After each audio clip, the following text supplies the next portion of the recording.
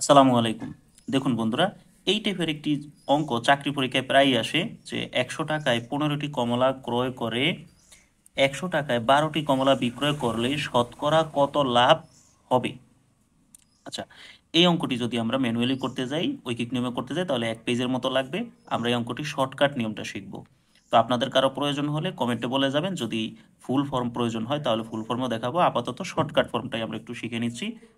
তো দেখুন বন্ধুরা, এই অঙ্কটির শর্টকাট হবে পার্থক্য গুণ ১০০ বাই বিক্রয় সংখ্যা। আচ্ছা, এখানে পার্থক্যটা কি? পার্থক্যটা একটু বুঝিয়ে বলি। দেখুন, পার্থক্যটা বের করবেন এভাবে যে কেনার সময় কয়টি আর বিক্রি করার সময় কয়টি। ক্রয় করার সময় ১০০ টাকায় কেনা হয়েছে ১৫টি, আর বিক্রি করার সময় ১০০ টাকা বিক্রি করা হয়েছে ১২টি। তাহলে এই দুইটা সংখ্যার ভিতরে পার্থক্য হচ্ছে ৩। তাহলে পার্থক্য ৩ গুণ ১০০। আর বিক্রয় সংখ্যা, বিক্রি করার সময় যে একটু আগে আমরা দেখলাম যে বিক্রি করা হয়েছে ১০০ টাকায় ১২টি। তাহলে এবার যদি আমরা ৩ আর ১০০-তে গুণ করি ৩০০, আর ১২ এবার ৩০০-কে যদি আমরা ১২ দিয়ে ভাগ করি তাহলে হয় ২৫।